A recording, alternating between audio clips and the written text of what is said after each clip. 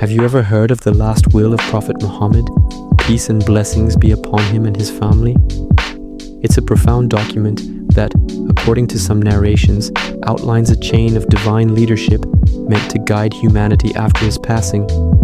Today, we're diving deep into one specific narration of this will, as explored in the book Goal of the Wise by Abdullah Hashem. This text speaks not just of 12 Imams, but also 12 Mahdies who follow them. It's a concept that might be new to many, so let's explore it together. Before we begin, a quick poll for you. Have you heard of this specific narration before? Let me know by tapping yes or no on the screen.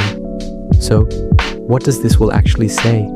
According to the narration cited in Shia Hadith collections and discussed in Goal of the Wise, on the night of his passing, the Prophet Muhammad gathered his companions and dictated his will. In it, he named his successor Imam Ali, and then listed 11 more Imams from his lineage, one by one, but it didn't stop there.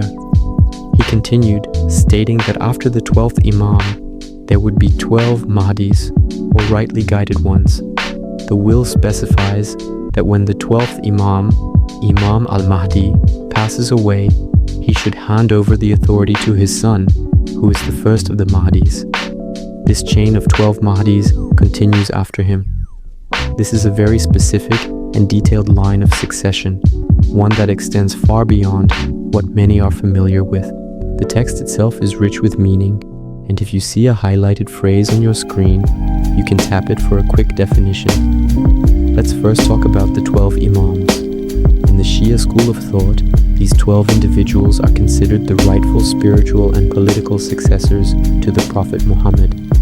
They are from the Prophet's household, beginning with Imam Ali ibn Abi Talib, followed by his sons Hassan and Hussein, and then 9 descendants from Imam Hussein. According to the interpretation in Goal of the Wise, their appointment is not by human choice, but by divine decree.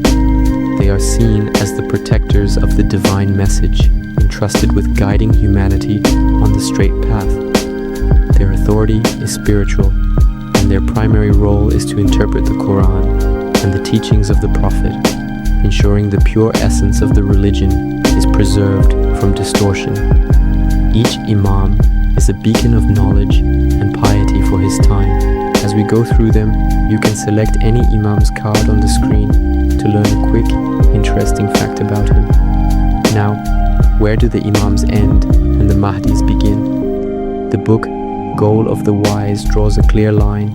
The period of the 12 Imams concludes with the 12th Imam, Muhammad ibn al-Hasan al-Mahdi, who is believed by the Shia to be in a state of occultation or concealment and will one day reappear to establish justice on earth. The narration of the will indicates that the leadership doesn't just stop there, it transitions. The will states that after the time of the 12 Imams, a new series of leaders, the 12 Mahdi's, will begin. The first of these Mahdi's is said to be the son and successor of the 12th Imam, taking the mantle of leadership after him. So who are these 12 Mahdi's? This is where Abdullah Hashem's interpretation in Goal of the Wise becomes very specific. The Mahdi's are presented not as prophets bringing a new law, but as successors and guardians who carry on the divine mission of the Imams. They are rightly guided leaders who uphold the very same laws and teachings of Prophet Muhammad. Their role is to continue the spiritual guidance for humanity after the era of the Imams concludes, particularly after the passing of Imam al-Mahdi. The book places significant emphasis on the first Mahdi, describing him as the one who receives the authority directly from his father, the 12th Imam, and who will lead the believers. This creates a clear, unbroken timeline of guidance, starting with the Prophet, moving through the 12 Imams, and then continuing with the 12 Mahdi's. This is a crucial point that expands the traditional understanding of end times leadership. I'm curious, did you know that this narration mentioned 12 Mahdi's? Let me know by tapping yes or no. What is the ultimate purpose of this long chain of Imams and Mahdi's? According to the perspective presented in Goal of the Wise, It's all about ensuring divine guidance never leaves the earth. Think of it like a chain of light, passed from one hand to the next, never being extinguished. This continuous succession guarantees that there is always a divinely appointed guide, a proof of God present among people. This structure is meant to preserve the true religion from being lost or corrupted over time. It provides humanity with a direct link to divine knowledge and a clear source of authority to turn to. The goal is to maintain a society built on justice, truth, and righteousness, led by individuals who are infallible and chosen by God Himself, ensuring that the path to salvation is always clear and accessible for those who seek it. So, how exactly does Abdullah Hashem interpret this will in his book, Goal of the Wise? His approach is centered on a literal reading of the narration. He argues that the text should be taken as it is written, clear and direct. The Prophet named 12 Imams, and then he named 12 Mahdies. For Hashem, this isn't symbolic or metaphorical. It's a literal roadmap for succession. A key point he emphasizes is that the leadership must continue after the 12th Imam. The will provides the answer for what happens next, naming the first Mahdi as the successor. This has profound implications for understanding the end times. It suggests that the return of Imam al-Mahdi is not the final chapter of leadership, but rather the beginning of a new phase led by his successors, the 12 Mahdies, who will govern the state of justice he establishes. If you want to explore these points further, you can tap the boxes on screen to expand on the literal meaning, the importance of succession, and the end-time implications. Naturally, this interpretation raises some questions. Two common ones are these 12 Mahdies widely recognized? And is this narration accepted by all Muslims?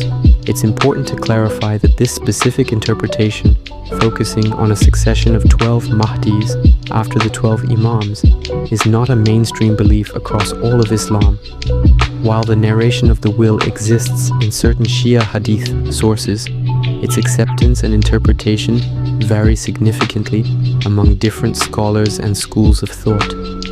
Most Sunni Muslims do not subscribe to the concept of the 12 Imams, and even within Shia Islam, the detailed interpretation of the 12 Mahdies as a successive lineage is primarily associated with specific contemporary movements and scholars like Abdullah Hashem.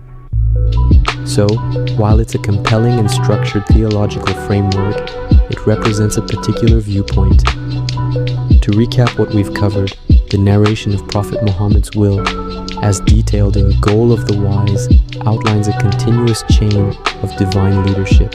It begins with the 12 Imams, the well-known successors in Shia Islam, and is followed by a lineage of 12 Mahdis, who are their successors.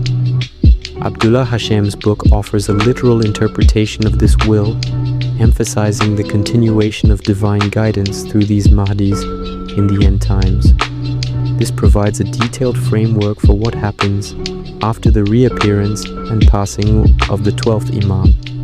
Now, I'd love to hear from you. Which part of this teaching did you find most interesting? Was it the role of the 12 Imams, the concept of the 12 Mahdis, the will itself, or the idea of a continuous divine succession? Let me know your thoughts in the poll. Thank you so much for joining me on this deep dive. This is a complex topic with many layers, and we've only scratched the surface of one interpretation.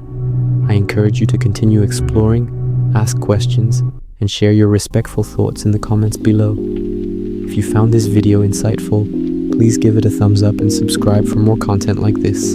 See you in the next video.